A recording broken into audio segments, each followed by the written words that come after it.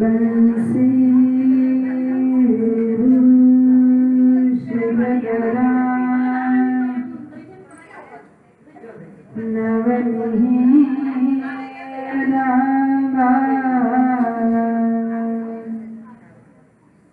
पीतांबरा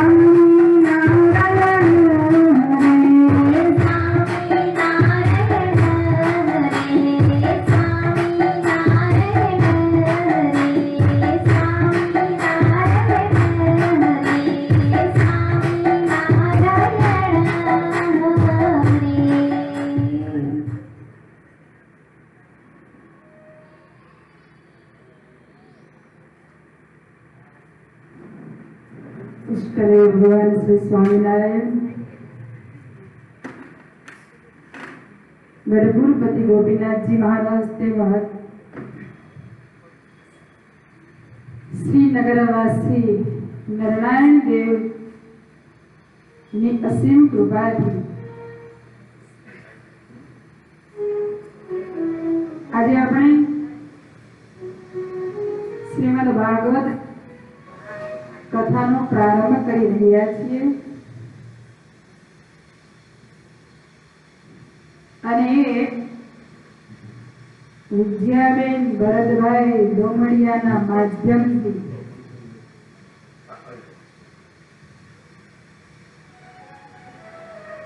કારણ કે એને એવો શુભ સંકલ્પ કર્યો કે મારે સરસ મજાની કથા મારા ઘરને આંગણે કરવી છે અને એને સંકલ્પ કર્યો ત્યારે આપણને આવો સરસ લાભ મળ્યો. જીવનમાં સંકલ્પ તો બધાને થતા જ હોય છે. ભગવાન સ્વામિનારાયણ એક દિવસ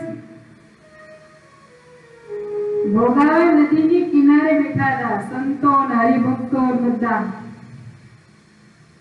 એમાં મહારાજે મુક્તાનંદ સ્વામીને પાસે બેઠા ને પૂછ્યું કે સ્વામી, તમને કઈ સંકલ્પ થાય? મુક્તાનંદ સ્વામીએ રેતીની મુઠ્ઠી ભરી અને ઊંચી કરી, પવનમાં કેટલા રજગણ ઉડ્યા. મહારાજને કે મહારાજ, આ જેટલા રજગણ ઉડે છે ને એટલા સંકલ્પ થાય છે.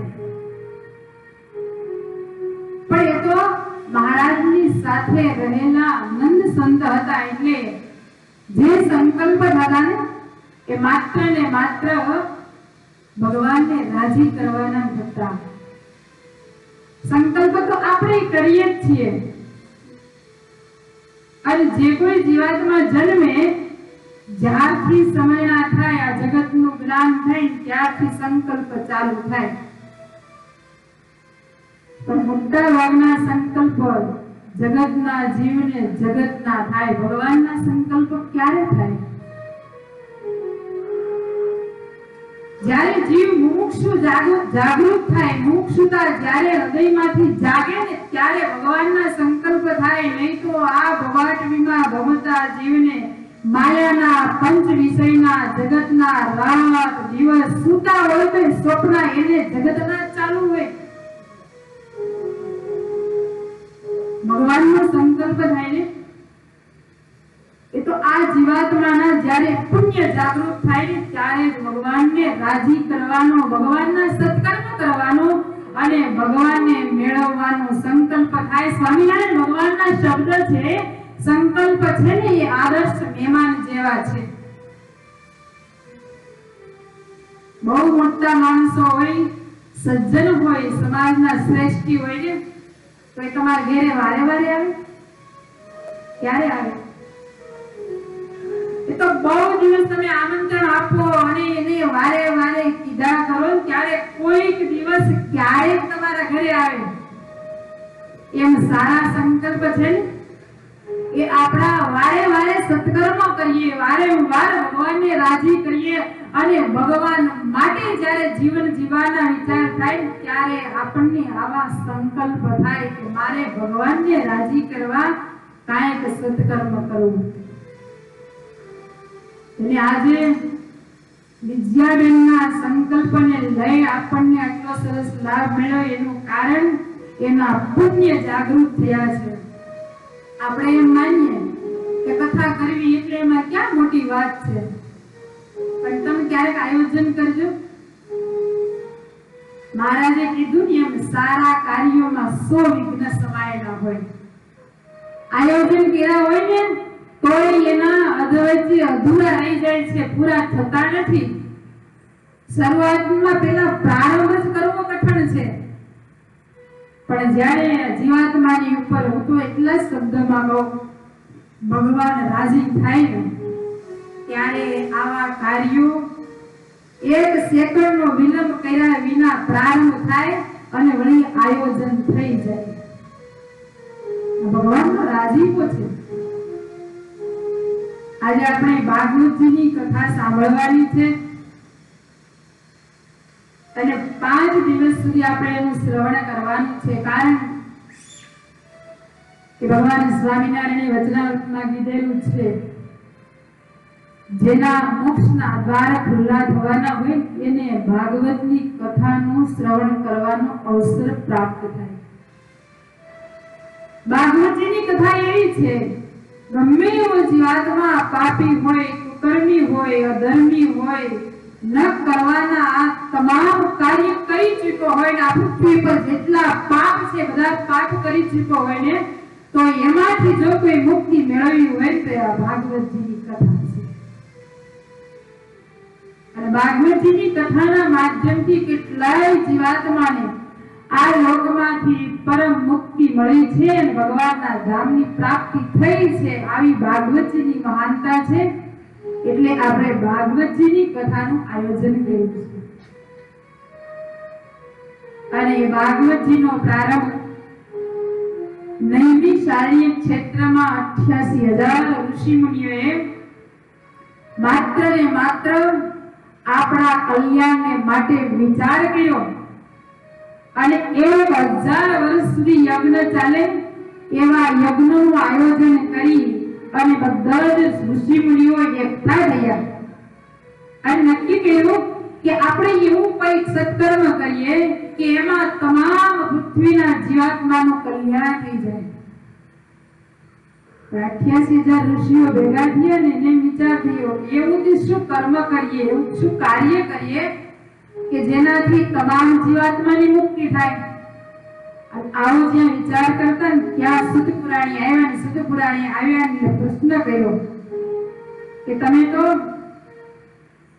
તમામ શાસ્ત્રોના પારંગત છો અને આ જીવાત્માનું કલ્યાણ કરવું ને એમાં તમને તમામ રસ્તાઓની ખબર છે, માટે તમે અમને એવો રસ્તો બતાવો કે જેના માધ્યમથી સહેજે સહેજે જીવ ભવસાગરને પાર ઉતરી જાય. સુત પુરાણીએ જ્યારે પ્રશ્ન સાંભળ્યો સુત પુરાણી કે તમારા મનમાં પેલા કયા કયા સંકલ્પો ચાલે છે ને એનું તમે મને શ્રવણ કરાવો. ઋષિ મુનિઓ કે જુઓ, પહેલા તો આ લોકમાં જે જીવાત્મા સંસાર ભોગવી રહ્યા છે એ બધાને મોટા ભાગે અવિવેક બહુ ભરાઈ ગયો છે. વિવેક બહુ ઓછો હોય. આપણને એમ થાય આપણે ઘર સંસાર ચલાવીએ છીએ, વ્યવહારમાં રહીએ છીએ અને બધાની સાથે સુવ્યવસ્થિત ચાલીએ, પણ શાસ્ત્રોના ન્યાય પ્રમાણે જોઈએ ને એ બધું આપણું અજ્ઞાન છે. સ્વામિનારાયણ ભગવાને વચનામૃતમાં પ્રથમના 20માં કીધું કે જે પોતાના કલ્યાણ સામુ જોતો નથી એના જેવો કોઈ મૂર્ખ નથી, એના જેવો કોઈ અજ્ઞાની નથી અને એના જેવો કોઈ અવિવેકી નથી. આપણને ભગવાને 24 કલાક આપ્યા દિવસના. 24 કલાકમાં આપણે ભગવાનના સંકલ્પ કેટલા કરીએ? કેલ્ક્યુલેટર કરજો. ક્યારેક એકલા બેઠા હોય ને ત્યારે આપણે આપણા આત્માના વિચાર કરવા જોઈએ. ભગવાન સ્વામિનારાયણે એવું કીધું, મનુષ્ય દેહ છે ને ચિંતામણી તુલ્ય છે. ચિંતામણી નામનો એક હીરો આવે જેને પદાર્થ કહેવાય, એ જેના હાથમાં આવ્યો હોય ને એ જે ચિંતન કરે ને પ્રાપ્ત થાય. પછી આ લોકનું હોય કે પરલોકનું હોય, પણ એકવાર જો હાથમાં આવી ગયો ને એટલે વ્યક્તિ માલામાલ થઈ ગયો. ભગવાન કે આ મનુષ્ય દેહ છે ને એ એવો ચિંતામણી છે કે આનાથી તમારે જે પ્રાપ્તિ કરવી હોય ને એ તમે કરી શકો. પણ કેવી રીતે કે આપણે ભગવાનને માર્ગે ચાલીએ, સત્કર્મને માર્ગે ચાલીએ, કઈક પુણ્યને રસ્તે આપણે આપણા આત્માને જાગૃત કરીએ ને તો આની આ મનુષ્ય દેહથી તમે ધારો એ રિઝલ્ટ મેળવી શકો. ભગવાન સ્વામિનારાયણે એવું કીધું કે મનુષ્ય દેહથી ન થાય ને એવું આ લોકમાં કઈ છે જ નહીં. સહેજે સહેજે પ્રાપ્ત થઈ જાય એવો આ મનુષ્ય દેહ છે. ઋષિ મુનિઓએ કીધું કે આ મનુષ્ય દેહને ધારણ કર્યા પછી જીવાત્મા હજારો પ્રકારના સંસારમાં અવિવેકથી ભરાઈ ગયો છે ને એ અવિવેક એને નાબૂદ કેમ થાય, નિવૃત્ત કેમ થાય, કેતા એને વિવેકની પ્રાપ્તિ કેમ થાય એનો તમે રસ્તો બતાવો. અને બીજો પ્રશ્ન કર્યો કે આ જીવાત્મા હજારો જન્મથી હજારો પ્રકારના સંગ કરતો આવે છે. આપણે જ્યારથી જન્મ્યા ત્યારથી અત્યાર સુધીમાં કેટલાના સંગમાં આવ્યા ગણતરી થાય? નાના હશું ત્યારે બાળક હશું ત્યારે બાલ્યાવસ્થામાં કેટલા બાળકો સાથે રહેવા હશું, ફર્યા હશું. થોડા યુવાન થયા એટલે યુવાનમાં કેટલા બેનપણી, મિત્રો, કેટલા પરિવારના સભ્યો, કેટલાના સંગમાં આપણે આવ્યા. અને ત્યાર પછી વૃદ્ધાવસ્થામાં સાસરીએ આવ્યા તો સાસરીએ કેટલાના સંગમાં આવ્યા. આ તો એક જન્મની ડિટેલ કીધી. આના પહેલા આ જીવાતમાં હજારો જન્મ ધારણ કરીને આવ્યો છે. એ તમામ જન્મમાં કેટલા સંગ કરીને આવ્યો એનું આપણે કાંઈ માપ કાઢી શકતા નથી. અને જ્યાં જ્યાં સંગ કર્યો ને ત્યાં ત્યાં માત્ર ને માત્ર સંસારનો જ ભોગ ભોગવી અને કુસંગ કર્યો છે. આપણા જીવનની કેટલી આયુષ્ય હોય? શાસ્ત્રોમાં 100 વર્ષ બતાવ્યા ને, એમાંથી કમસે કમ આપણે અત્યારે 40, 45, 30, 35 પહોંચ્યા હોય. એટલી આયુષ્યમાં આપણે ભગવાનને રાજી કરવા માટે કેટલી કલાકો વાપરી, અથવા તો ભગવાનના મળેલા સંત કે ભગવાનને મળેલા ભક્તના સંગમાં આપણે કેટલા રહ્યા? સરેરાશ કરો ને તો આંગળીના વેઢે ગણાય એટલા દિવસો નો આવે. કારણ કે રાત દિવસ આપણે ઘરમાં જ રહીએ છીએ અને પરિવારના સંગમાં જીવીએ છીએ. આ સંસારમાં રાત દિવસ દોડધામ કરીએ છીએ. આ જીવાત્માને ક્યારેય ભગવાન કે ભગવાનના સંત કે ભક્તનો યોગ થયો જ નથી. નહીં તો ભગવાન સ્વામિનારાયણ કે આ જીવ જાગૃત થયા વિના રહે નહીં. જે દિવસે એને ભગવાન કે ભગવાનના સંત મળી જાય, ભગવાનના ભક્ત મળી જાય ને, તે દી આ જીવાત્મા ભગવાનને માટે ભૂખ્યો થઈ જાય. આપણને આ લોકના પદાર્થની ભૂખ લાગે, આ લોકની લાલસાની ભૂખ લાગે. અરે આ જીવાત્મા જન્મે તે મૃત્યુ જ્યાં સુધી આ લોકના સુખની જ ભૂખમાં રહ્યા કરે છે. આપણે કોઈ વ્યક્તિને પૂછીએ કે તમારે સુખી થાવું તો એ શું કહે? ના પાડે, ના જ પાડે. પણ સુખી કેવી રીતે થાવું એ પ્રશ્ન કરીએ તો બધાના માઇન્ડમાં અલગ અલગ પ્રશ્ન જાગે.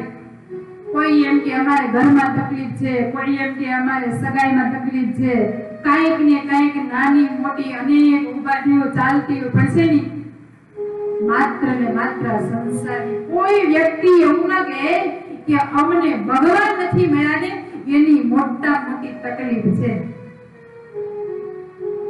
અને એ તકલીફમાં અમે દુખી છીએ. જેથી અમને ભગવાન મળી જાય કે ભગવાનના સાચા સાધુ મળી જાય ને, તેથી અમને ચારે બાજુથી સુખ પ્રાપ્ત થઈ જાય. અમારે એ સુખ જોઈએ છે અને એ સુખને માટે આવા ધર્મ ગ્રંથો, મોટા ઋષિ મુનિઓ, મોટા સંતો રચી ગયા છે અને આપણને એ ભેટ રૂપે દઈ ગયા છે. પણ આપણી કઠણાઈ એવી, કોઈ દિવસ આવા શાસ્ત્રોને આપણે હાથમાં લઈને ખોલી જોયું કે આમાં શું લખાયેલું છે? અને સાચું કહું ને, આ જે શાસ્ત્રો છે ને એ માત્ર ને માત્ર તમારા સંસારી જીવન માટે છે. શું કામ? તમારા સંસારના જીવનમાં એટલા પ્રશ્નો ઉભા થાય ને કે પ્રશ્નનું સોલ્યુશન તમને ક્યાંય ન પડે. પણ આ એક દી શાસ્ત્ર તમે ખોલીને બેસો ને તો આ શાસ્ત્રમાંથી તમને તમામ પ્રશ્નનું સોલ્યુશન મળે.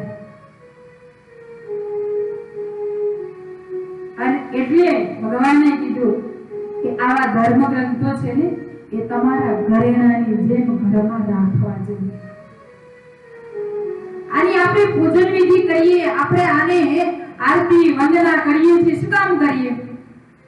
શાસ્ત્ર એ ભગવાનનું સ્વરૂપ છે. શાસ્ત્ર એ પ્રગટ પ્રમાણ હાજરા હાજર ભગવાન છે. માટે એની આપણે પૂજા કરીએ, એની આપણે આરતી કરીએ, એની વંદના કરીએ. અને જ્યાં જ્યાં ભાગવતની કથા થાય ત્યાં એ ભાગવતની પ્રદક્ષિણાઓ પણ કરવામાં આવે છે. કારણ એક જ, બસ એ ભગવાનનું સ્વરૂપ છે એટલા માટે. આવા જ ધર્મ ગ્રંથો જે દિવસે આપણે ખોલીએ ને વાંચીએ ને જીવનમાં ઉતારીએ ને ત્યારે જ આપણા જીવનમાંથી અજ્ઞાન કેતા અવિવેક નાશ પામે. એ સિવાય તમે લાખો વર્ષો સુધી એક આસને બેસી રખણ જપ કરો ને તો તમારા જીવનની જે ખોટ છે ને એ શાસ્ત્ર સિવાય તમારી કોઈ દિવસ નહીં થાય. શાસ્ત્રો આપણને સમજાવે, શાસ્ત્રો આપણને શીખવાડે, શાસ્ત્રો ખુલ્લી આંખે બતાવે કે તમે જીવનમાં ક્યાં ભૂલ કરી રહ્યા છો. માળા કરતા હોય તો માળા કાંઈ બોલે કે તમારી આ ભૂલ છે? એ તો પકડ્યા પછી આઈ પારો જા પારો, આઈ પારો જા પારો. માળાનું પારાય ચાલુ અને આપણા મનનું ચક્રય ચાલુ. માળા એની રીતે ફરતી હોય, આપણું મન એની રીતે ફરતું હોય. એવી માળાથી કોઈ દિવસ લાભ ન થાય.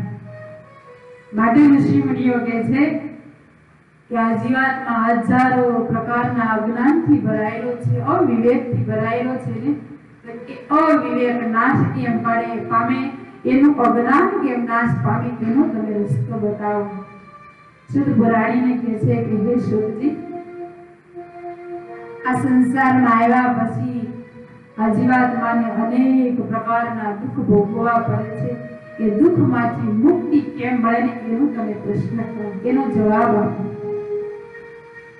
અને ત્યારે શુદ્ધ પુરાણીએ કીધું કે શૌનક ઋષિને કે હે મહર્ષિઓ, તમે જેટલા પ્રશ્ન કર્યા એ બધા પ્રશ્નોનો એક જ જવાબ છે ને એ છે માત્ર ને માત્ર આ ભાગવતજીની કથા. સાચા ભાવથી સાચા દિલથી જો ભગવાનની કથા સાંભળે ને તો આ તમામ પ્રશ્નોમાંથી બહાર નીકળી જાય.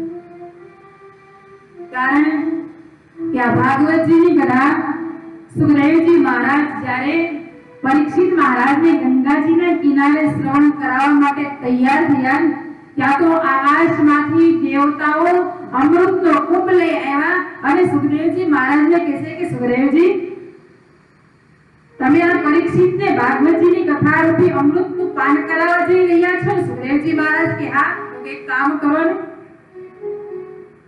આ સ્વર્ગનું જે અમારું અમૃત છે ને એ તમે પરીક્ષિતને પાઈ દો અને તમારું જે આ ભાગવત રૂપી અમૃત છે ને એનું અમને પાન કરાવો. સુખદેવજી મહારાજ કે કેમ? તો કે પરીક્ષિત મહારાજને 7 દિવસમાં મૃત્યુના દંશથી શ્રાપ છે કે મૃત્યુ થવાનો છે સર્પના દંશથી, તો એનું મૃત્યુ થશે એટલે એનો મરી જવાનો ડર છે ને. સુખદેવજી મહારાજ કે એ વાત તમારી સાચી, પણ તમે કહેવા શું માંગો છો? ત્યારે દેવતાઓએ એવું કીધું કે આ સ્વર્ગનું જે અમૃત છે ને તમે એને પાઈ દેશો ને એટલે અજરમર બની જશે, એની પાસે મૃત્યુ નહીં આવી શકે. અને એના બદલામાં તમે આ તમારું કથારૂપી અમૃત છે ને એ અમને પાન કરાવો.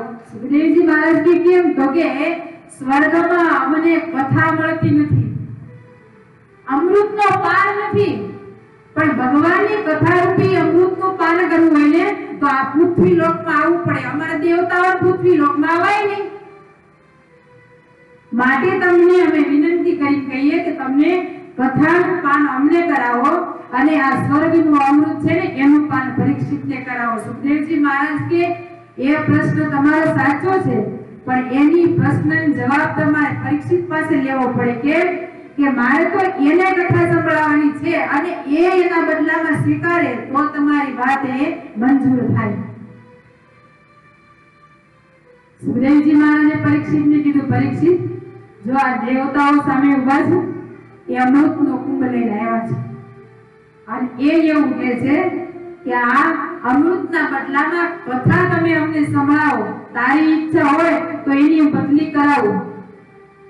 સુખદેવજી મહારાજને કહે છે, પેલા ગુરુજી, આ કથાથી શું લાભ થાય અને આ સ્વર્ગના અમૃતથી શું લાભ થાય એ તમે મને પહેલા સમજાવો. કારણ કે મને ખબર નથી કે કથાથી કેટલા લાભ થાય અને આ સ્વર્ગના અમૃતથી કેટલા લાભ થાય. સુખદેવજી મહારાજ કે જો પરીક્ષિત, સ્વર્ગનું અમૃત છે ને એ તને દીર્ઘજીવી બનાવશે અને આ કથાનું જે અમૃત છે ને એ તને દિવ્ય જીવી બનાવશે. તારું જીવન કથાના માધ્યમથી દિવ્ય થશે અને સ્વર્ગના અમૃતથી તારું જીવન લાંબુ થશે. બોલ તારે શું જોઈએ? પરીક્ષિત મહારાજ કે લાંબુ જીવી અને અહીંયા હેરાન થવું, આપણા શબ્દમાં કહીએ તો હાઈડાઈટ થવું, એના કરતા થોડું જીવી જતું રહેવું ઉત્તમ નહીં? પરીક્ષિત મહારાજ કે ગુરુદેવ, લાંબુ જીવી દુઃખી થવું ને એવું જીવન મારે નથી જોઈતું. થોડું જીવન જીવી દિવ્ય જીવન બની અને આ લોકમાંથી વિદાય લેવાય એવી તમે મને કૃપા કરો. માટે મારે કથા સાંભળવી છે, મને કથા સંભળાવો. અને સિદ્ધ પુરાણી કહે છે, જો સોને સ્વર્ગના અમૃત કરતાય અતિ મહાન હોય ને તો આ ભગવાનની કથા છે. અને ભાગવતજીની કથાના માધ્યમથી 7 દિવસમાં પરીક્ષિતને મોક્ષ મળી ગયો હતો. માટે હું તમને કહું છું કે આ ભાગવતજીની કથા એ તમારા તમામ પ્રશ્નનું નિવારણ છે. અને વળી સુધ પુરાણી કહે છે કે આ ભાગવતજીની મહાનતા એટલી બધી વધી ગઈ ને, ઠેર ઠેર ભાગવતજીના ગુણ ગવાયા. એટલે સત્ય લોકમાં બ્રહ્માજીને વિચાર થયો કે ભાગવતજીનો આટલો બધો મહિમા ગવાય છે, ખરેખર ભાગવત આટલું મહાન છે? એટલે બ્રહ્માજીએ પોતાના સત્ય લોકમાં એક તુલા બાંધી. આપણી ભાષામાં કહીએ તો જેને ત્રાજવા કહીએ, એમાં એક પલ્લામાં એને આખા ભારત દેશના ધર્મગ્રંથો મૂક્યા અને એક પલ્લામાં ખાલી ભાગવતજી પધરાયું. ત્યાં તો ભાગવતજીનું પલ્લું નીચું નમી ગયું. ત્યારે બ્રહ્માજીને એમ થયું, ઓહો, કે ભાગવતજીનો મહિમા અને ભાગવતજીની મહાનતા ઠેર ઠેર ગવાય છે. એ સત્ય છે, કારણ કે ભગવાન શ્રી કૃષ્ણ જ્યારે આ લોકમાંથી વિદાય થયા ને ત્યારે ભાગવતજીમાં પોતાનું સમગ્ર તેજ, ઐશ્વર્ય, પ્રતાપ એ ભાગવતજીમાં સ્થાપિત કરી ગયા છે. માટે ભાગવતજીની મહાનતા છે. અને વળી સુધ પુરાણી કહે છે કે શૌનક, એટલું જ નહીં, નારદજી તો કેવા છે કે ક્યાંય એક જગ્યાએ સ્થિર ન થાય, પણ છતાંય નારદજીએ એક આસને બેસીને 7 દિવસ સુધી આ ભાગવતજીની કથા સાંભળી. સુધ પુરાણીને પ્રશ્ન કર્યો કે નારદજી તો સદાયને માટે વિચરણ કરતા દેવ છે, દેવર્ષિ છે, અને એને તે વળી શું એવી આવશ્યકતા પડી કે એને ભાગવતજી એક આસને બેસી 7 દિવસ સુધી સાંભળવું પડ્યું? સુધ પુરાણી કે શૌનક, એની બહુ મોટી કથા છે, સાંભળ. હું તને એક વાત સંભળાવું કે નારદજીએ એક દિવસ વિચાર કર્યો કે ભારતની ભૂમિ છે ને એ પવિત્ર તીર્થોની ભૂમિ છે. એટલે ભારતની યાત્રા કરવા માટે નારદજી ફરતા ફરતા અનેક તીર્થોની મુલાકાત લેતા લેતા છેક વૃંદાવન આવ્યા. પણ જ્યાં જ્યાં વિચરણ કરે ત્યાં ત્યાં એને અધર્મ, કળિયુગના લક્ષણો અને અનેક પ્રકારના અત્યાચારો દેખાય. નારદજી વિચાર કરે આ ભારત એ તો ભગવાનની ભૂમિ કહેવાય, ભારત એ માતૃભૂમિ કહેવાય, અને ભારતની ભૂમિ એ તો દેવની ભૂમિ કહેવાય. અને ભારતની ભૂમિમાં ધર્મનું આચરણ થાય છે એવું કોઈ ભૂમિમાં થતું નથી. છતાંય આ ભારતની ભૂમિમાં આટલો બધો અત્યાચાર, જ્યાં ધર્મના ક્ષેત્રો હોય ને ત્યાં અધર્મ દેખાય. નારદજી એટલા ઉદાસ થયા. ફરતા ફરતા વૃંદાવનમાં યમુનાજીના કિનારે આવ્યા ને ત્યાં તો નારદજીને કરુણ દ્રશ્ય દેખાયું. યમુનાજીના કિનારે એક સ્ત્રી બેઠેલી અને એના ખોળામાં 2 વૃદ્ધ પુરુષો મસ્તક રાખીને સૂતેલા. અને એ સ્ત્રી યુવાન હતી, પણ એ પોતાના ખોળામાં જે વૃદ્ધ પુરુષો મસ્તક રાખીને સૂતેલા એને વારંવાર જગાડી રહી હતી અને આંખોમાંથી અશ્રુની ધારાઓ વહાવી રહી હતી. નારદજીને વિચાર થયો કે અરે, આ સ્ત્રી યુવાન છે અને એના ખોળામાં 2 વૃદ્ધ પુરુષ છે, એ સૂતા છે, અને આ સ્ત્રી રડી રહી છે, આવું કરુણ કેમ? પાસે આવીને જોયું ત્યાં તો આજુબાજુમાં બીજી અનેક સ્ત્રીઓ હતી. એ પેલી સ્ત્રીને આશ્વાસન માટે અનેક પ્રકારની ચેષ્ટાઓ કરી રહી હતી, પણ એને કોઈ પ્રકારની સાંત્વના નહોતી મળતી. આ નારદજી આવીને પૂછ્યું કરે, બેન, તમે કોઈ દુખી અને ઉદાસીન આત્મા હોય એવું લાગે છે? તમારા કઈ જીવનમાં દુઃખ છે? નારદજીના શબ્દ સાંભળ્યા ત્યાં તો સ્ત્રીએ ઊંચું મસ્તક કરીને જોયું સામે નારદજી જોઈને બે હાથ જોડી પ્રણામ કરીને કીધું, ઓહો દેવર્ષિ, તમે પધાર્યા, બહુ સારું થયું. મારી દુઃખની ઘડીમાં તમે આવ્યા અને તમારા જેવા સાધુ પધારે ને ત્યારે ચોક્કસ જીવાત્માનું કંઈક કલ્યાણ થવાનું હોય ને તો જ એના દર્શન થવાના. અને જ્યાં એ વાત કરીને ત્યાં નારદજી કીધું, બેન, એ વાત તમારી સાચી, પણ તમને આટલું બધું દુઃખ છે, શેનું દુઃખ છે? ત્યારે પેલી સ્ત્રી કે હું સ્વયં ભક્તિ દેવી છું. મારો જન્મ દ્રવિડ દેશમાં થયો છે અને મહારાષ્ટ્રમાં હું મોટી થઈ છું. ફરતા ફરતા આ ગુજરાતની ધરતીમાં આવી, પણ કાળ યોગી એવી કઠણાઈ થઈને કે જેવી ગુજરાતની ધરતીમાં પગ મૂક્યો ને ત્યાં તો મને યુવાન અવસ્થા પ્રાપ્ત થઈ, પણ આ મારા ખોળામાં જે બે પુત્ર સુધા છે એ મારા જ્ઞાન ને વૈરાગ્ય દીકરા છે. નારદજી કે, ઓહો દેવી, તમે યુવાન અને તમારા દીકરા વૃદ્ધ, આવું કેમ? નારદજીને કે, દેવર્ષિ,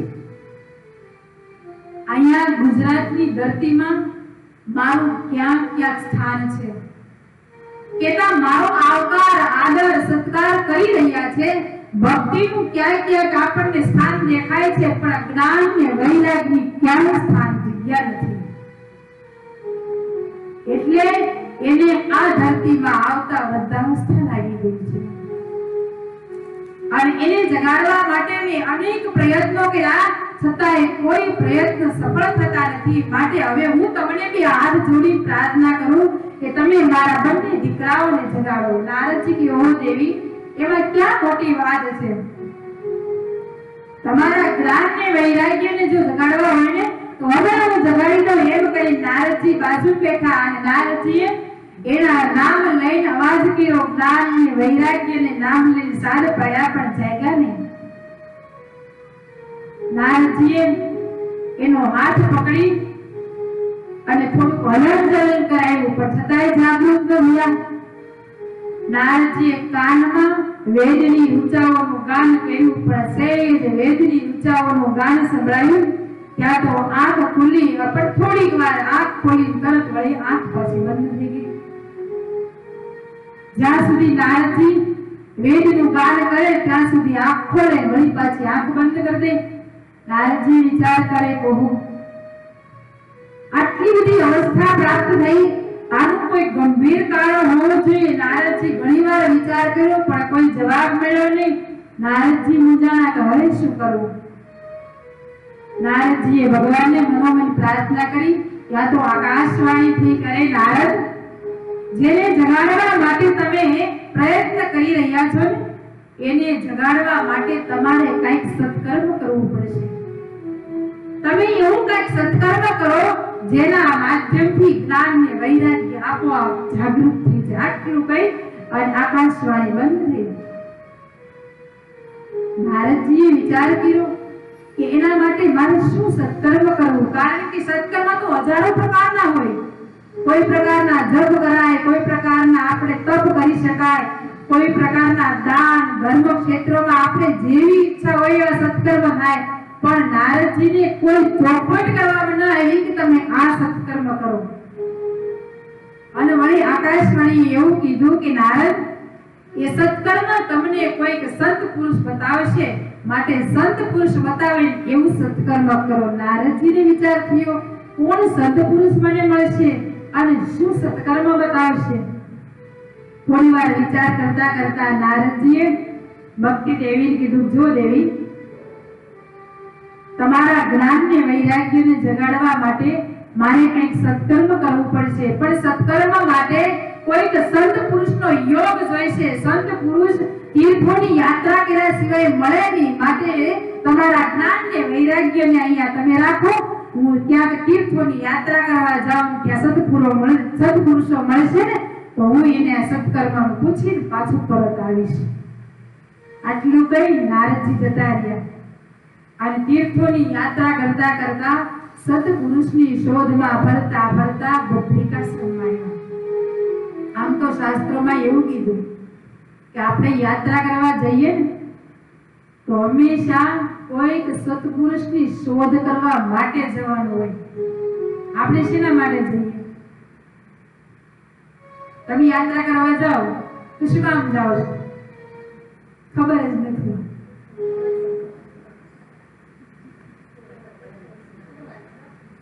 એક જગતમાં પ્રખ્યાત થઈ ગયેલા તીર્થોના દર્શન કરવા માટે બસ એક હેતુ, અને જિંદગીમાં એક યાત્રા થઈ જાય ત્યારે આપણે યાત્રા થઈ ગઈ. ભગવાન કેવું કે યાત્રા કરવા માટે જઈએ ને તો જ્યાં જ્યાં દર્શન કરવા જઈએ ત્યાં એ દેવનો મહિમા સમજી, એ તીર્થનો મહિમા સમજી અને એ દેવના જે કાંઈ આ જગતમાં કલ્યાણ માટે ઉપકાર થયેલા હોય ને એને આપણે સ્તુતિ કરી, પ્રાર્થના કરી અને એના ચરણમાં વંદના કરી આપણે કહેવું પડે કે અમે તમારા દર્શને આવ્યા છીએ ને તો તમારામાં જે કાંઈ ગુણ છે, તમારામાં જે કાંઈ મહિમા, આ તીર્થ પ્રત્યેની ભાવના એ અમારામાં આવે અને એ ગુણ અમારા જીવનમાં સાર્થક થાય ને એના માટે આપણે યાત્રા કરવાની હોય. અને વિહારીલાલજી મહારાજે એવું કીધું, તીર્થે જવું તે પ્રભુ ગોતવાને, તીર્થે જવું તે ગુરુ શોધવાને. શું કામ જવાનું? આપણા જીવનના એક સાચા સદગુરુને મેળવવા માટે તીર્થે જવાનું હોય. તમને ખબર, સ્વામિનારાયણ સંપ્રદાયમાં સ્વામિનારાયણ ભગવાનના ગુરુ હતા, રામાનંદ સ્વામી હતા. એ જ્યારે ઘર છોડી નીકળ્યા ત્યારે માતા પિતાની રજા લઈને એટલું જ બહાનું કઈ નીકળ્યા હતા, મારે તીર્થોની યાત્રા કરવા માટે જવું છે. પણ મનમાં એક જ લક્ષ્ય હતું કે તીર્થો કરવા માટે જઉં છું, પણ કોઈક સાચા સદગુરુ મળે ને તો એને સમર્પિત થઈ જવું છે, એટલા માટે જઉં છું. અને જેટલા તમે જોજો ભારતની ભૂમિમાં જેટલા મહાપુરુષો થયા, જેટલા સંત પુરુષો થયા, જેટલા સમર્થ રહ્યા છે ને એ બધાએ જેટલી યાત્રા કરી છે એ બધી યાત્રા માત્ર ને માત્ર ગુરુ ગોતવા માટેની થઈ છે. ક્યાંક એવા સદગુરુ બની જાય ને તો એ સદગુરુના શરણે જીવન સમર્પિત કરી દઈએ કે જેના માધ્યમથી આ જીવાત્માનું કલ્યાણ થઈ જાય. આજ નારદજી સંત પુરુષને શોધવા માટે નીકળ્યા. ફરતા ફરતા બદ્રિકાશ્રમમાં આવ્યા. બદ્રિકાશ્રમમાં નરનારાયણ ભગવાનના દર્શન કરી જ્યાં પરત આવે ત્યાં એને 4 સનકાદિકો મળ્યા. 4 સનકાદિકોને જોયા એટલે નારદજીએ સહેજે વંદન કર્યું એટલે સનકાદિકોએ નારદજીને સામે જોયું. નારદજીને એકદમ ઉદાસ ચહેરે જોયા. સનકાદિકોએ કીધું, અરે નારદ, તમારા મુખ ઉપર કેટલી બધી ઉદાસીનતા દેખાય છે. તમારા જીવનમાં કઈ એવું ગંભીર દુઃખ આવ્યું છે?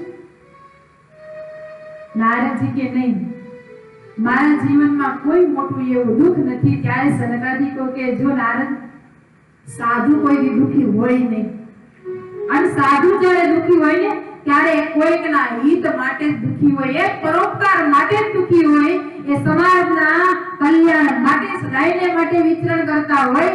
એટલે સાધુને સમાજનો પ્રશ્ન સતાવતો હોય ને તો જ એના મુખ ઉપર ઉદાસીનતા હોય. નારદજી કે સનકાદિકોને કે હા, તમારી જે વાત છે ને એ સાવ સાચી છે. કારણ કે એક સ્ત્રીને અભરાને હું વચન દઈને આવ્યો છું કે તમારા બંને પુત્રને હું જગાડીશ, પણ એ પુત્રને હું જગાડી શક્યો નથી અને એના માટે આજ હું ઉદાસીન છું. ત્યારે સનકાદિકોએ કીધું, ઓહો નારદ, તમારે જ્ઞાન ને વૈરાગ્યને જગાડવાનો પ્રશ્ન છે? નારદજી કે હા, એ જ પ્રશ્ન છે.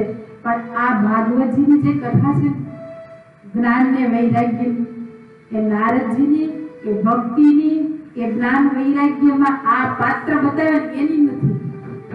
આ કથા કોની છે ખબર તમને? આપણા બધાની છે. આપણને જીવનમાં ભક્તિ વારે વારે કરવાનું મન થાય અને કરીએ જ છીએ ને. નાનું મોટું આપણીથી જે થાય જપ તપ વ્રત કરીએ, પણ જીવનમાં જ્ઞાન ક્યારે આવે, વૈરાગ ક્યારે આવે? આખી જિંદગી જાય તોય ન આવે. થાય ક્યારે ઘરમાં જ વૈરાગ આવે? 5-15 દી આપણે આ ઘર છોડી અને ક્યાંક મંદિરમાં સેવા કરવા જતું રહેવું, એવો કોઈ દી કોઈ વિચાર? અને આખી જિંદગીમાં તમને એમ વિચાર તો બહુ આવે, પણ ક્યાંય કોઈ દિવસ અમને નીકળવાનો સમય મળતો ને. તમારા વ્યવહારમાં જવાનો સમય નથી મળતો.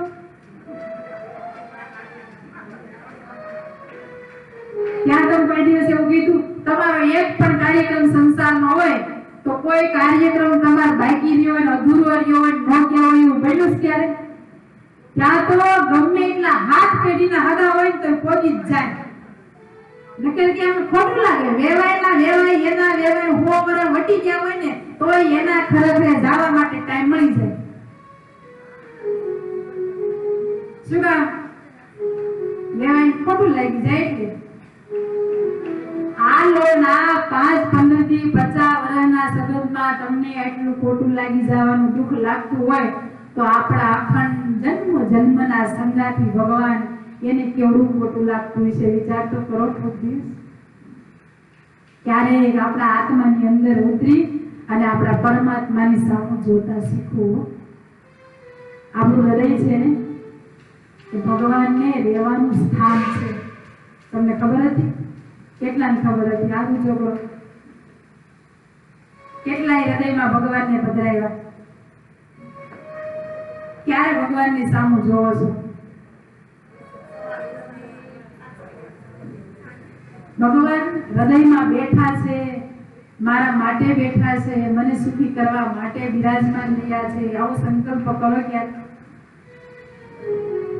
અમે બધું છોડી એના માટે જીવીએ છીએ ને, એને ખોળે બેસી ગયા છે તોય અમારે મનને પાછું લાવીને હૃદયમાં કેટલો પ્રયત્ન કરવો પડે છે, કેટલો પ્રયાસ કરવો પડે છે, ત્યારે મન ત્યાં હૃદયમાં પાછું પડે. તમારી શું દિશા થતી છે? આવડા મોટા સંસારમાં હળિયા પાટી થાવ છો, કેમ મન કંટ્રોલમાં રહેતું હોય? કયો રે?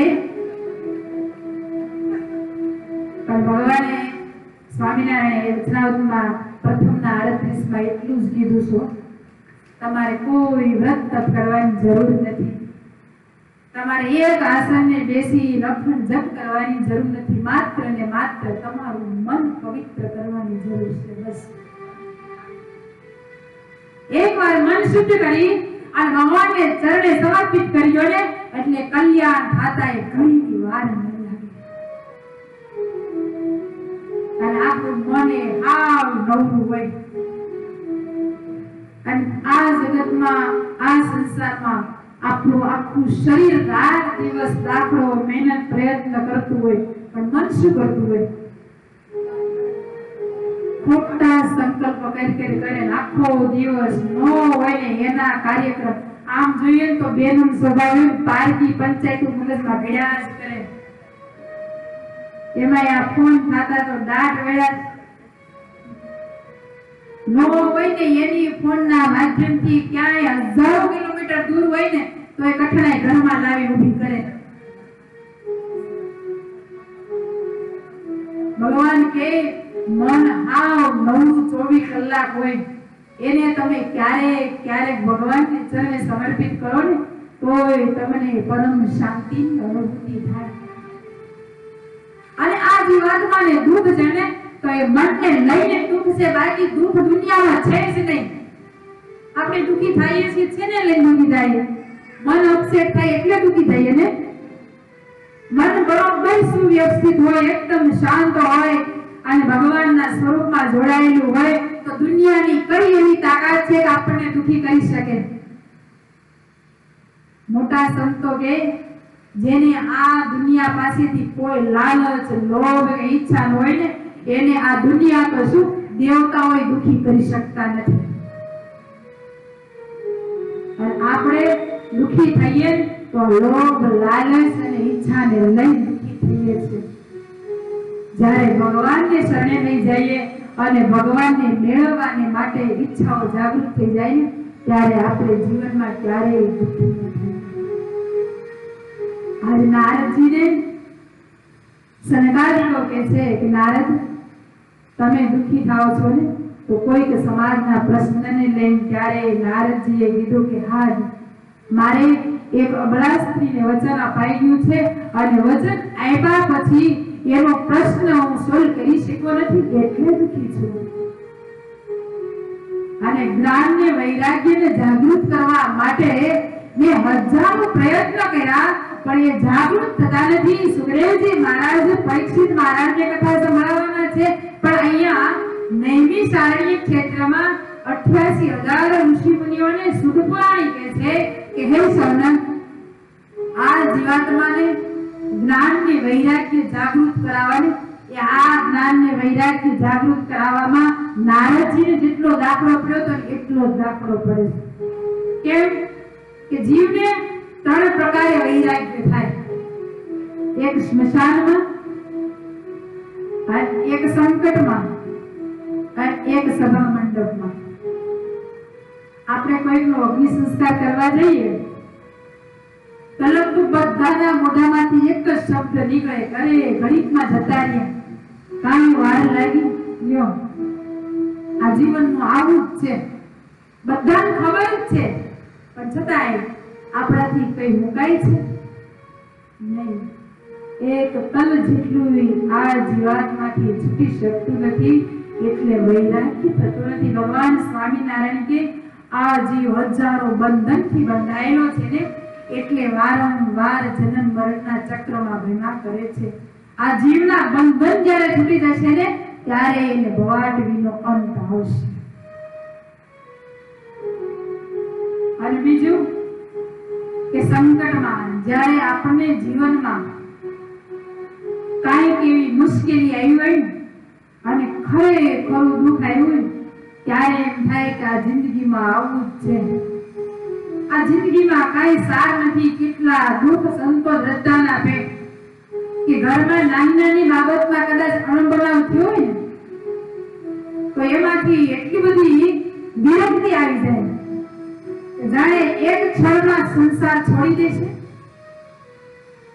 એક જગ્યાએ સંતો કથા કરતા એમાં એક મારી કથા ગયેલા અને કથામાં સંતોએ એવા સરસ મજાના કીર્તનોનું ગાન કર્યું. માજીને બહુ સરસ ગમી ગયા. એને કે ઓહો સંતો કેવું સરસ સમજાવે છે, કેવી કથા કરે છે અને કેટલા સરસ કીર્તનો ગાય છે. આજ તો આ કથામાંથી ઘેરે જાવ ને એટલે છોકરાને કેવું છે કે મને તું અત્યારે હરિદ્વારની ટિકિટ કરાવી દે. મારે હરિદ્વારમાં જઈ અને 1 મહિનું અનુષ્ઠાન કરી અને ભગવાનને રાજી કરી લેવા છે. પણ જેવી કથા પૂરી થઈ અને ઘેરે આવ્યા ને ત્યાં તો છોકરા સામા મળ્યા ને દાદીમાં કરતા આવ્યા ત્યાં તો વૈરાગ હતો ને બધો ઓગળી ગયો. માને એમ થયું કહો આવડા ટકુડિયા જેવા છોકરા નાના કેવા વાલસુયા દીકરા અને મારી વિનાના રેની એમ થોડું કાંઈ મૂકીને જવાય. ભગવાન ભજવાય તો ઘેરે ભજાય જ છે ને આપણે ઘેરે ભજશું. આપણે બધાનું આવું જ થાય. સભા મંડપમાં ગયા હોય તો એટલો વૈરાગ આવી જાય, એટલી વિરક્તિ આવી જાય અને એવી આપણને કથા અસર કરી ગઈ હોય ને તો એમ જ થાય કે હવે બસ ભજન જ કરી લેવું, બીજું કાંઈ કરવું જ નથી. પણ જેવા ઘરના ઉમરામાં જાય ને વળી પાછા હતા એવા ને એવા. આમ તો સંતો એવું કે ક્યાંય કથામાં જ ઊભા થાય ને એટલે ખંખેરી ઊભા થાય હું કે તમારું જ્ઞાન તમને અહીંયા અર્પણ. પણ આ બારી એવું બન્યું કે ઘેરે ગયા ને છોકરા સામે મળ્યા ને એટલે વળી થોડીક વાર એમ થયું ના કાંઈ જવું નથી.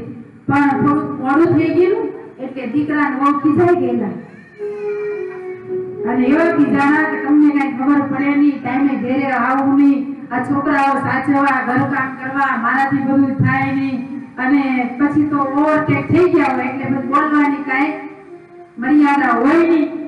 અને બેરોને અમથું થોડુંક એવું જ હોય મર્યાદાની બહાર વટી જાય પછી મોઢામાંથી શું શબ્દ આવે કઈ નક્કી જ ન હોય.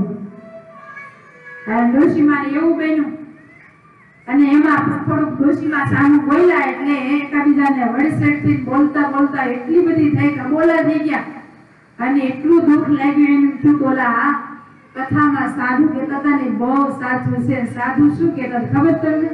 સાંભળો તમારે તમને બધાને લાગી જશે તો કે લાગે લાગે ને કઈ નહીં પણ એટલી વાર સમજાય ખરું કેવું સમજાય ને એવું સરસ કહેતા હતા સાધુ એવું કહેતા હતા કોઈ કોઈનું નથી રે કોઈ કોઈનું નથી રે કોઈ કોઈનું કોઈ કોઈનું નથી રે કોઈ કોઈનું નથી રે કોઈ કોઈનું નથી રે કોઈ કોઈનું નથી રે અલ્લાહના હકના મારો દામતી મતી રે કોઈ કોઈનું નથી રે અલ્લાહના હકના મારો બધામતી મતી રે કોઈ કોઈનું નથી રે કોઈ કોઈનું નથી રે કોઈ કોઈનું નથી રે કોઈ કોઈનું નથી રે કોઈ કોઈનું નથી રે મનથી માને લખે બધાય મારા મનથી માને લખે બધાય મારા મનથી માને લખે બધાય મારા મનથી માને લખે બધાય મારા માની લે જીવડા તારા કે મારા માની લે જીવડા તારા કે મારા સ્વાર્થ વિના પ્રીતિ કોઈ કરતું નથી રે કોઈ કોઈનું નથી રે સ્વાર્થ વિના પ્રીતિ કોઈ કરતું નથી રે કોઈ કોઈનું નથી રે કોઈ કોઈનું નથી રે કોઈ કોઈનું નથી રે કોઈ કોઈનું નથી રે કોઈ કોઈનું નથી રે અલ્લાહના હકના મારો બધામતી મતી રે કોઈ કોઈનું નથી રે અલ્લાહના હકના મારો બધામતી મતી રે કોઈ કોઈનું નથી રે આ મારી દીકરીને આ મારી માત છે આ મારી દીકરીને આ મારી માત છે આ મારી ઘરવાળીને આ મારો બાપ છે આ મારી ઘરવાળીને આ મારો બાપ છે નવાની સંગાથે કોઈ જતું નથી રે કોઈ કોઈનું નથી રે નવાની સંગાથે કોઈ જતું નથી રે કોઈ કોઈનું નથી રે કોઈ કોઈનું નથી રે કોઈ કોઈનું નથી રે કોઈ કોઈનું નથી રે કોઈ કોઈનું નથી રે અલ્લાહના હકના મારો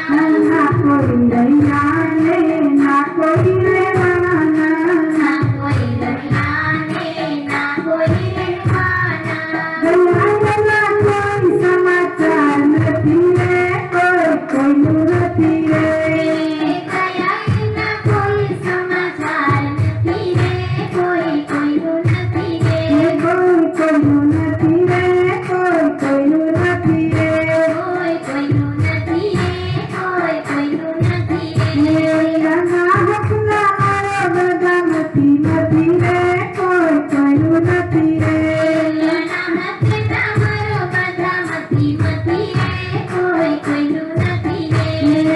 સ્વયં પ્રકાશ કહે હરિને બધી લો સ્વયં પ્રકાશ કહે હરિને બધી લો માનવનો દેહ મળ્યો ફેરો સુધારી લો માનવનો દેહ મળ્યો ફેરો સુધારી લો તારા સાચા સંગાથી પ્રભુ વિના નથી રે કોઈનું નથી રે સાચા સંગની પ્રભુ વિના નથી રે કોઈનું નથી રે કોઈનું નથી રે કોઈનું નથી રે કોઈનું નથી રે કોઈનું નથી રે હકના મારો બધો નથી નથી રે કોઈનું નથી રે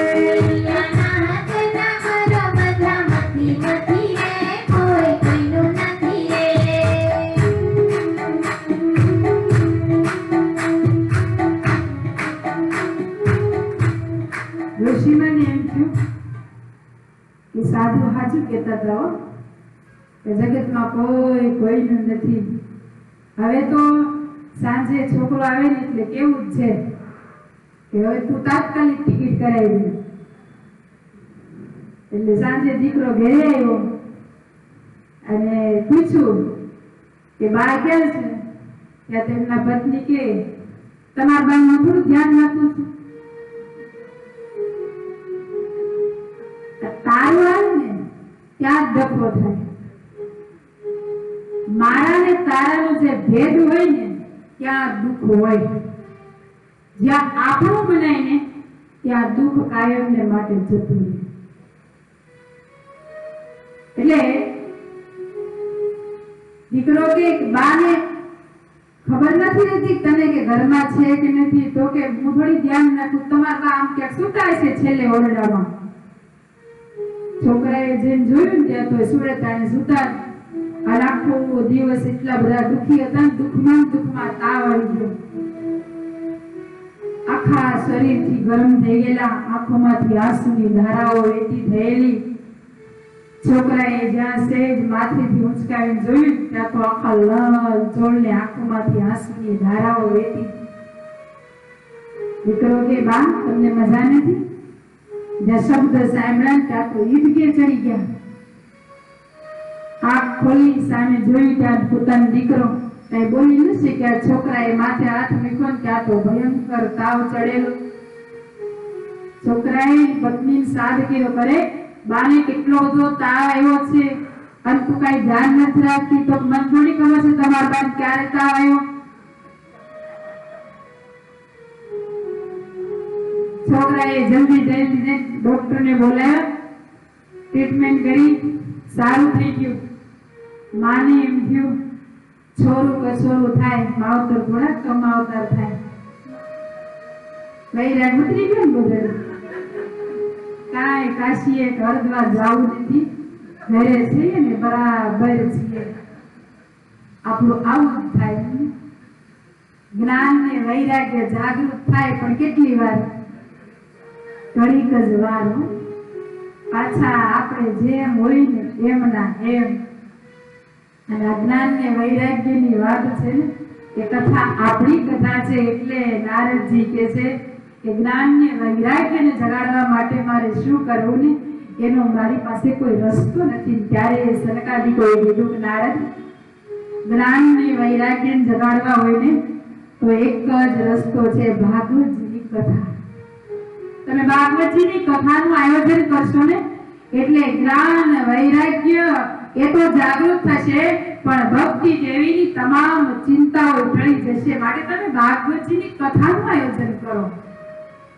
નારદજી કે ઓ સંતગાડી કોને કે તમે ભાગવતજીની કથાની વાત કરી, પણ કથા કેમ કરવી, ક્યાં કરવી, કેવી રીતે કરવી એનું મને કોઈ જ્ઞાન નથી, માટે તમે એનું માર્ગદર્શન આપો. ત્યારે સંતગાડીઓએ કીધું કે જો નારદ, કથા હંમેશા કાં તો ભગવાનના મંદિરમાં થાય, કાંઈ પવિત્ર તીર્થ નદી હોય એને કિનારે થાય, અને કાં પોતાના ઘર આંગણે કરી શકાય. નારદજી કે હું તો ફરતા રામ છું, મારે કઈ ઘર છે નહીં, અને મંદિરમાં કોઈ એવું સ્થાન નથી મને દેખાતું કે જ્યાં ભાગવતજીની કથા થાય, મારે ક્યાં કરવી?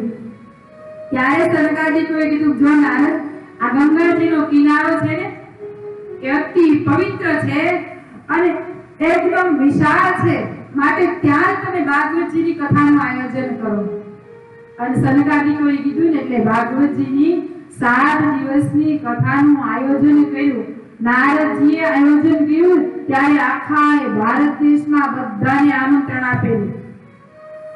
અને ભાગવતજીની કથામાં આવે છે કે જેટલાને આમંત્રણ મળ્યું ને બધાએ દોડતા ગંગાજીના કિનારે પહોંચી ગયા. શું કામ? કથા સાંભળવા માટે. કારણ કે એ વખતમાં ઋષિ મુનિઓ સત્સંગ કરાવતા ને તો પોતાના આશ્રમમાં કથા સત્સંગ કરાવતા. આજના યુગ જેવું નહોતું. મોટા રાજા મહારાજા હોય ને તો એને પોતાનો મોક્ષ કરવો હોય, કલ્યાણ કરવું હોય ને તો બધો રાજકાજ સાજ સમાજ બધો છોડી અને ઋષિ મુનિઓની પાસે જઈ બે હાથ જોડીને આજીજી પ્રાર્થના કરીને કેવું પડતું કે અમારા કલ્યાણ માટે તમે અમને કાંઈક સત્સંગ કરાવો. અને એટલી વિનંતી કરે ત્યારે ઋષિ મુનિઓ એના કલ્યાણને માટે કાંઈક સત્સંગના માર્ગદર્શન આપતા. આજ આપણે એવું તો કઈ છે ને, ઘેર બેઠા સત્સંગ. હવે તો ભગવાનની કૃપા થઈ તમારે ઘેરે તમારા ઘરમાં મોબાઈલમાં જેનો સત્સંગ જેની કથા સાંભળવી હોય તમારી પાસે ને પાસે અખંડ રહે. એ વખતે આટલું કઠણ હતું એટલે જેને કથા સાંભળવાની ખાલી કઈક વાત મળે ને ત્યાં તો ઘરના ઘરકામ બધા છોડી દોડવા જ મળતા. તમને ખબર, આપણે ઘણા 15-20 વર્ષ પહેલા ક્યાંક ગામડામાં કથા બેઠી હોય ને તો આજુબાજુના ગામમાં ખબર પડે કે અહીંયા સપ્તાહ બેઠી, એટલે તમે જુઓ માણસો ચાલી કે ગામે જતા. અમે ગયેલા છીએ, તમે કદાચ ગયા ન હોય તો ખબર નહીં. એ કથાનો એટલો બધો આનંદ અને એટલી આપણને તરસ ને ભૂખ રહેતી કે આપણને કથા સાંભળવા ક્યારે મળે. આજ તો ઓલા છોકરા જેવું થઈ ગયું, રોજ એની માં જલેબી કરી દે ને એટલે એક દિવસ છોકરાને ખીસ કરી રોજ જલેબી જલેબો કેટલા કે એમ જલેબો થઈ ગયો આપણે ને. પણ એને ખબર નથી કે આ તો શ્રીમંત અને સદ્ધરના છોકરાને જલેબી મળે, બાકી બિચારા કેટલાય ફરતા હોય પેલી મળે. એમ આપણને મળ્યું છે ને તો આ બધું ઓવરફ્લો થઈ ગયું છે, કિંમત નથી રહી. અને તે દિવસે એવી કથાની કિંમત હતી. નારદજીએ જ્યાં આમંત્રણ આપ્યું ત્યાં બધાય દોડી અને ગંગાજીના કિનારે ભાગવતજીની કથા સાંભળવા માટે પહોંચી ગયા. અને ભાગવતજીમાં એવું આવે કે જે ઘરમાં માયાના ઉદરમાં ઊંઘી, એટલે જોકે આમ પડ્યા હતા સંસારના વ્યવહારમાં વિઠમના, એને ઋષિ મુનિઓ બાવડા પકડાઈ લઈ ગયા હતા કે ચાલો કથા બેઠી છે ને તો અહીંયા કથા સાંભળવા માટે આવો. અને એ કથામાં એટલા બધા પશુ પક્ષીઓ, બધા માણસો, ઋષિ મુનિઓ તમામ આવેલા. મોટી વિશાળ સભા થાય. જ્યાં સનકાદિકોએ એ કથાનો પ્રારંભ કર્યો ત્યાં તો આકાશમાં દિવ્ય ધ્વનિ સંભળાયો અને આકાશમાં શ્રીમન નારાયણની ધૂન કરતા દિવ્ય દેવતાઓ આવતા હોય ને એવો એને સ્વર સંભળાયો. તમામ સભાજનના શ્રોતાઓએ જોયું ત્યાં તો આકાશમાં સરસ મજાના દેવતાઓ ભગવાનના નામનું સંકીર્તન કરતા હોય ને એવા એને શબ્દ સંભળાયા. થોડીક વારમાં તો એ સભાના મધ્ય ભાગમાં આવીને તમામ ભક્તિ દેવી, જ્ઞાન અને વૈરાગ્ય અને તમામ દિવ્ય દેવતાઓ આવી ઉભા રહ્યા અને ભક્તિ દેવી કીધું કે સનકાદિકો તમે સરસ મજાની કથાનું આયોજન કર્યું અને એમાંય ભાગવતજીની કથાનું આયોજન કર્યું એટલે તમારી કથાના પ્રતાપે અમારા બંને પુત્રની વૃદ્ધાવસ્થા નાબૂદ થઈ ગઈ છે અને અમારા શરીરમાં દિવ્ય ચેતનાઓ પ્રગટ થઈ જેના માધ્યમથી અમે ત્રણેય યુવાન થઈ ગયા છીએ અમે આ તમારી કથામાં સ્થાન ગ્રહણ કરવા માંગીએ છીએ અમે તમે કયો ત્યાં સ્થાન ગ્રહણ કરીએ સનકાદિકોએ કીધું કહો તમે સ્વયં ભક્તિ દેવી જ્ઞાન ને વૈરાગ્ય કથા સાંભળવા માટે આવ્યા ભક્તિ દેવી કે હા સનકાદિકો તમારી કથાના એવા પ્રતાપ ઠેર ઠેર ફેલાયા છે ને એ પ્રતાપના પરિણામે અમે અહીંયા સુધી પહોંચી આવ્યા છીએ અમારે આ સભામાં સ્થાન જોઈએ ત્યારે સનકાદિકોએ કીધું જો દેવી તમે તો સ્વયં ભગવાનના અંશમાંથી પ્રગટ થયેલા છો માટે તમારે સ્થાન લેવું હોય ને તો તમામ શ્રોતાજનોના હૃદયમાં સ્થાન ગ્રહણ કરો કેમ કે જેના હૃદયમાં ભક્તિ છે ને તો એ ભક્તિના માધ્યમથી ભગવાન આવશે જેના હૃદયમાં જ્ઞાન ને વૈરાગ્ય પ્રગટ થશે ને તો એ જ્ઞાન ને વૈરાગ્યના માધ્યમથી ભગવાન એના હૃદયમાં કાયમને માટે નિવાસ કરી દેશે અને ભગવાનને એના જ હૃદયમાં રહેવું ગમે હો કે જેનું હૃદય હંમેશા જ્ઞાન ને વૈરાગ્યથી ભરેલું હોય એના હૃદય શું કામ કે જેના હૃદયમાં જગતના લોચા ભેરા હોય ને ત્યાં ભગવાનને દુર્ગંધ બહુ આવતી હોય ભગવાન એવાના હૃદયમાં ક્યારેય વાસ કરીને રહેતા નથી આપણને કોઈ ગટરના પાણીની બાજુ બેસાડે અથવા તો કોઈ ઉકરડા કચરાની બાજુ બેસાડે આપણને ગમે ન ગમે એમ ભગવાન કે તમે આ જગતના જીતી વ્યવહારના લોચા હૃદયમાં ભરો ને તો ત્યાં અમારે રહી શકાય નહીં એની દુર્ગંધ આવતી હોય એટલે અમારું સ્થાન ત્યાં રહી શકાય નહીં માટે તમે હૃદયને હંમેશા ચોખ્ખું રાખો એકવાર ભગવાન સ્વામિનારાયણ દાદા ખાચરના દરબારમાં લીંબ વૃક્ષ નીચે સભા કરીને બેઠા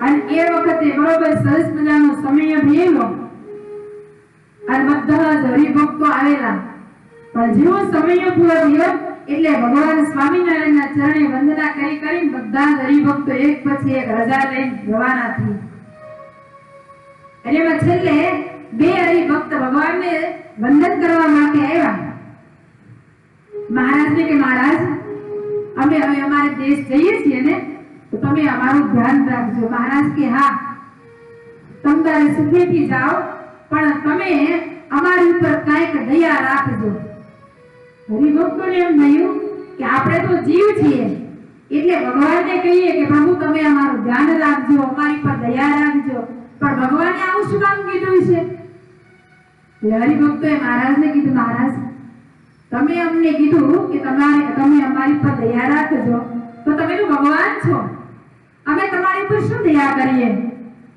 મહારાજ કે જો તમારું આખું શરીર છે ને તમે સંસારને માટે રાત દિવસ વાપરો એના માટે અમારી કોઈ બંધી નથી અમારી કોઈ ના નથી પણ તમારા શરીરમાં જે હૃદય છે ને એ ત્રણ કસુનું જે હૃદય છે ને એ અમારે રહેવાનું સ્થાન છે ત્યાં તમે જેથી જગતના કચરા ભરશો નહીં અમારી રહેવાની જગ્યા ત્યાં રહેવા દેશો ને તો અમે ત્યાં તમારા હૃદયમાં નિવાસ કરીને રહેશું માટે ભલા થઈ કે હૃદય ચોખ્ખું રાખજો એટલા માટે અમે તમને કહીએ છીએ કે તમે અમારી ઉપર દયા રાખજો અને આ હૃદયમાં જો ભગવાનને રાખવા હોય તો આપણે આહારની શુદ્ધિ રાખવી પડે વિચારની શુદ્ધિ રાખવી પડે આપણા વિચરણની શુદ્ધિ રાખવી પડે આહારની શુદ્ધિ કહેતા જ્યાં ત્યાં જેવું તેવું જેનું તેનું ખવાય નહીં આજ ઠેર ઠેર આહારમાં ન ભળવાના અપવિત્ર પદાર્થો ભળી રહ્યા છે ભગવાન તો એવું કે તમે અનાજ લાવો ને ઘરમાં તો એ અનાજમાં 100 પ્રકારના દોષ સમાયેલા હોય છે એ તમે રસોઈ કરો ને તો રસોઈ કરવા માટે એની શુદ્ધિકરણ કરવી પડે, એને માટે કંઈક આપણે પહેલા ગાળવું પડે, ચાળવું પડે, પાળવું પડે, બધું જ વર્તન આપણે પવિત્રપણે કરીએ ત્યારે રસોઈ પવિત્ર થાય. અને રસોઈ કર્યા પછી આપણે ભગવાનને થાળ જમાડીએ ને તો એ થાળમાં જે કઈ દોષ લાગ્યા હોય, એ અનાજમાં જે કઈ પાપ ભળેલું હોય, એ તમામ પાપની નિવૃત્તિ થાય અને એ થાળ પ્રસાદીનો થાય, પછી જ આપણે જમવાને લાયક થાય. આટલું આપણે આહારમાં શુદ્ધિકરણ કરવું જોઈએ. આટલું ઝીણવટથી આપણે જીવનમાં ક્યારેય વિચાર કર્યો કે આપણે જે જમીએ છીએ, ખોરાક ખાઈએ છીએ, એ આપણે આટલો પવિત્ર કરીને પછી ખાવો જોઈએ. ભગવાન એવું કે તમે રસોઈ બનાવી અને ખોરાક જમો, તે કોળીએ ભગવાનને ધરાવ્યા વિના જમો ને તો આખી પૃથ્વીમાં પાપ થાય ને પાપ તમને કોળીએ લાગે. વિચાર કરો કે અનાજમાં કેટલા દોષ, કેટલા પાપ ભરાયેલા છે. આપણા ઘરમાં સંપત્તિ આવે તો એ સંપત્તિ કેટલી જગ્યાએથી ફરીને આવી હોય ને એ તમામ જગ્યાઓના પાપ લઈને આવી હોય. એટલે સ્વામિનારાયણ ભગવાને શિક્ષાપત્રીમાં સંપત્તિની શુદ્ધિ માટે 10મો ને 20મો ભાગ કાઢવાનો કીધો. ઘરમાં જેટલી સંપત્તિ આવે ને એમાંથી 10મો 20મો ભાગ કાઢીને તમે દેવને અર્થે, સત્કર્મને અર્થે, ભગવાનને અર્થે વાપરો ને ત્યારે બાકી રહેલી સંપત્તિ તમારી દૈવી સંપત્તિ થાય અને એ સંપત્તિ તમારા ઘરમાં કાયમને માટે સુખ આપે. નહીતર તમારી 99% સંપત્તિ દૈવી હોય ને પણ એક ટકો જો એમાં આસુરી ભળી ગઈ તો 99% ને આસુરી કરી દે, પછી એ સંપત્તિ તમને કેટલા દુખી કરે, કેટલા ધર્મને માર્ગે લઈ જાય, કેટલા દવાખાનામાં ફેરવે, કેટલા કલેશમાં અને હોમી દે, કાંઈ નક્કી ન કરી શકાય. ભગવાને શાસ્ત્રોનું સર્જન કરીને આપણને આપ્યું છે ને એ આપણને સુખી થવા માટે આપ્યું છે. આવી ધર્મગ્રંથોની કથા આપણા જીવનમાં કેટલી ઝીણવટથી આપણને સમજાવીને સુખી કરવા માંગે છે, પણ આપણે ક્યારેય એને જીવનમાં ગરજુથી સાંભળે. ગરજુ ખબર પડે? ગરજુ કેને કહેવાય? ખબર તમને? બહુ ભોળા માણસો. આ શબ્દ તમારા માટે હાવ કોમન કહેવાય. તમે કોઈકને વાતમાં ક્યારેક નહીં કહેતા હોય કે તમારું કહી ગયા હોય પણ તમે તમારું ધ્યાન ન દે તો કયો તમે બસ પછી જ્યારે જરૂર હોય ત્યારે તમારા લોક ભાષામાં જે કહેવાય છે ને ગધેડાને કાકો કે જરૂર મટી જાય એટલે કોઈની સામું જોવે નહીં, કોણ તું અને કોણ હું. એમ ભગવાન કે આ લોકમાં જેમ આપણે કોઈ આવશ્યક વસ્તુની જરૂર પડે ગરજુ થઈ જઈને એમ કથાના ગરજુ થાવ. આપણા જીવન માટે, આપણા સુખ માટે, હું તો એમ કહું જિંદગી માટે નહીં પણ સુખ માટે તો બધાની ઈચ્છા હોય. આ લોકનો નાનામાં નાનો 5 વર્ષનો બાળક હોય કે 85 વર્ષના ભાઈ હોય, દાદા હોય, તે બધાથી 5 વર્ષના બાળકથી લઈને 85 વર્ષના દાદા સુધીના તમામ વ્યક્તિને કોઈ પૂછો તમારે સુખ જોઈએ તો ના પાડે? કોઈ નો ના પાડે. પણ સુખ શેમાં છે? સંપત્તિનું? એમ નહીં. આપણે એમ કહીએ કે સુખી થાવું, સુખી થાવું, સુખી થાવું, તો ભગવાન તો આપણને સહેજે સહેજે મળી જ જવાના હોય, મળી જ ગયા છે. તમે ભગવાનની પાસે ઉભા રહો, નાની એવી તમારા ઘરમાં પ્રતિમા હોય, ભગવાનની મૂર્તિ હોય, એની સામે તમે ઉભા રહીને 2 હાથ જોડી પ્રાર્થના કરો કે હે મહારાજ તમે કાયમ અમને માટે મારા હૃદયમાં રહેજો અને મારા જીવન સાથી બનજો. તો ભગવાન કે તમે બોલાવો એટલે હું તૈયાર જ છું. ભગવાન આવે, ચાલો ભગવાન આવી ગયા એટલે તમે સુખી થઈ ગયા? નહીં. કોઈ સંસારની કાંઈક ને કાંઈક ઉણપ હોય ને એટલે એને લઈને આપણે દુઃખી થતા હોઈએ છીએ. પણ એ દુઃખમાંથી મુક્તિ મેળવવા માટે આપણને ભગવાન આવા ગ્રંથોની કથા સંભળાવે છે. અને ગ્રંથોની કથા માત્ર ને માત્ર સુખી થવા માટે નહીં, દુઃખમાંથી મુક્ત થવા માટે નહીં, આપણને અવિચળ અખંડ ભગવાન પોતાની પાસે રાખવા માટે સંભળાવે છે. માટે ગરજુ થાવ.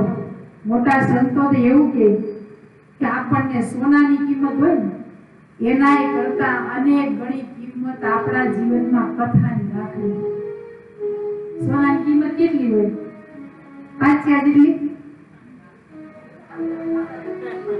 જ્યાં ત્યાં રખડતું હોય, જ્યાં ત્યાં આપણે ઠેબે ચડાવતા હોય એવું હોય તો હાથવી હચવી રાખતા હોય ને કેટલું તેજોરીમાં મૂકી ઊંડું 3-4 તો અંદર લાગે તા ઘરમાં ઘર એમાં ઘર ને એમાં બેઠા દામોદર.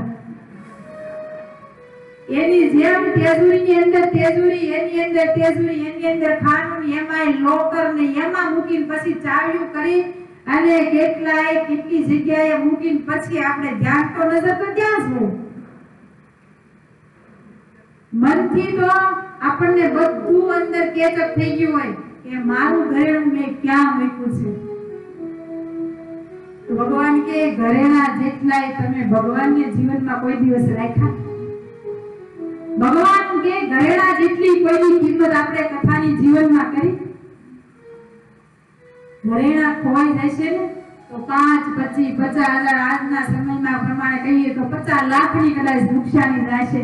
પણ જિંદગીમાંથી કથા જો જશે ને તો કેટલા જન્મોની ખોટ થશે ને એ આપણે કોઈ કલ્પના નહીં કરી શકીએ.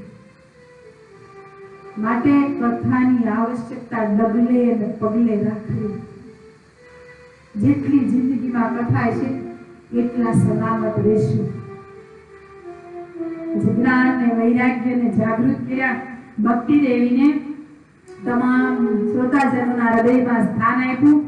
7 દિવસની કથા સાંભળી સુખદેવજી મહારાજ પરીક્ષિતને સંભળાવશે પણ સતપુરાણી કહેશે કે હે સૌનક, 7 દિવસની કથા જ્યાં પૂર્ણ થઈને નારદજીને સનગાદિકોએ કથા પૂર્ણાહુતિ કરીને સંભળાવી ત્યાં તો 7મા દિવસે સ્વયં ભગવાન સાક્ષાત પ્રગટ થઈ તમામ શ્રોતાજનોને દર્શન આપ્યું.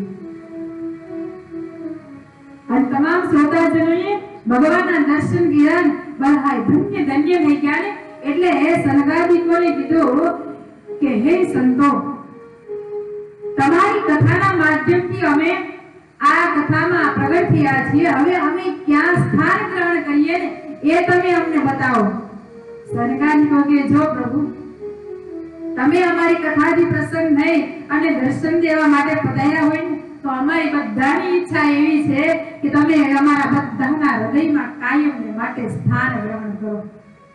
કેવું સરસ લાગ્યું. ભગવાન મળે ને તો આવું માંગવું. જો કે આપણને તો ભગવાન મળે કે ન મળે કઈ નક્કી નથી. આમ કહીએ તો મળે નહીં, પણ કદાચ કોઈ દિવસ આપણે ક્યાંક દેવ મંદિરે દર્શન કરવા જઈએ ને તો ભગવાન પાસે માગીએ તો આવું માંગવું. શું માંગવું? મનસંતોએ આપણને બહુ સરસ સમજાવ્યું છે.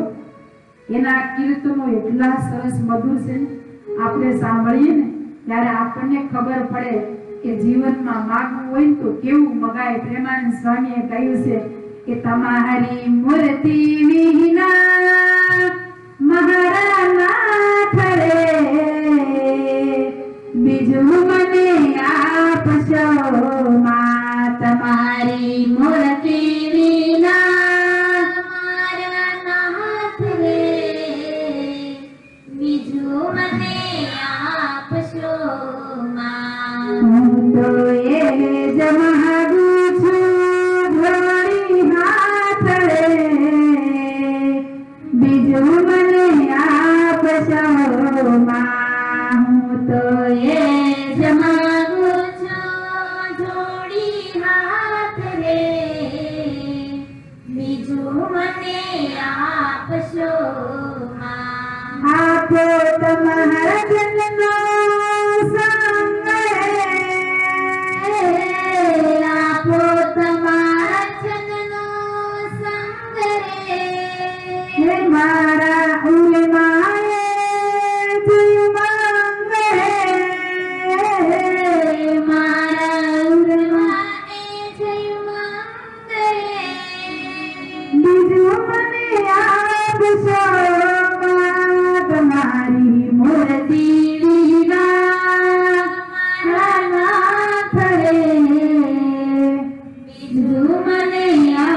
આપશોમાં હું તો એ જ માગું છું જોડી હાથ રે બીજું મને આપશોમાં શું કીધું એ મહારાજ તમારે જો આપવું હોય ને તો બસ એક તમારી મૂર્તિ મને આપો બીજું મારે કાંઈ એમને બે હાથ જોડીને કહું છું કે મારે બીજું કાંઈ ન જોઈએ અને ખરેખર આ જીવ જ્યારે આવો ભગવાનનો ભૂખ્યો થાય તરસ્યો થાય ત્યારે જ એને ભગવાન મળે મોટા સંતો એમ કહે ને કે જેને ભગવાન જોતા હોય ભગવાન મળી જાય ન મળે જેને ભગવાન ન જોતા હોય ને માત્ર ભગવાન જોતા હોય એને જ ભગવાન મળે અને એ કેવા કે જેને 3-4 દિવસ સુધી ખાવાનું આપ્યું હોય પાણીનું આપ્યું હોય અને એ માણસ ભૂખ્યો તરસ્યો ચોથા દિવસે એને અન્ન જળ મળે અને કોઈ એમ કે તાર શું જોઈએ તો હું કે મને તમે ખાવા આપ્યો મને તમે ખાલી એક પાણીનો ગ્લાસ દો બસ મારે બીજું કાંઈ ન જોઈએ એનો શ્વાસ એક શ્વાસે એવો જ પોકાર કરતો હોય કે પાણી પાણી ખાવું એમ જીવનમાંથી જ્યારે અંદરમાં એક શ્વાસે આપણા પરમાત્માનું રટણ ગાય ત્યારે ભગવાન એ સિવાય ભગવાન મળતા આજ સનકાદિકોની સામે જ્યારે ભગવાન પ્રગટ થયા સનકાદિકોએ ભગવાનને કીધું પ્રભુ તમે જો રાજી થયા હોય ને અને અમને કંઈક આપવા માંગતા હોય ને તો બધાના હૃદયમાં કાયમને માટે નિવાસ કરી દો ભગવાને તમામ શ્રોતાજનોના હૃદયમાં નિવાસ કર્યો સુત પુરાણી સનકાદિકને નારદજીની આ કથા સંભળાવી પણ નારદજીએ સનકાદિકોને પ્રશ્ન કર્યો કે હે સનકાદિકો તમે ભાગવતજીની કથા સંભળાવી ભાગવતજીના કથાના માધ્યમથી જ્ઞાન ને વૈરાગ્ય તો જાગૃત થયા પણ આ કથાના માધ્યમથી કોને કોને કેવો લાભ થાય અને કયા જીવની ગતિ થાય કે મુક્તિ થાય એ કોઈ કથા હોય તો મને સંભળાવશો ત્યારે સનકાદિકો કહે છે કે નારદ ભાગવતજીની કથા છે ને એ ગમે એવો પાપી હોય અધર્મી હોય કપટી હોય કુટિલ હોય અરે અત્યાચારી હોય ને તો પણ એ જો પરમ ભાવ સાથે ભાગવતજીની કથા સાંભળે ને તો એની પરમ મુક્તિ થાય ને એવી આ ભાગવતજીની કથા છે નારદજી કહે છે કે તો સનકાદિકો એવી કોઈ કથા હોય તો મને સંભળાવો ને પણ એ કથા આપણે 5 મિનિટ ભગવાનના નામ કીર્તન પછી સાંભળીશું ત્યાં સુધી કથાને વિરામ સહજાનંદ સ્વામી મહારાજની જય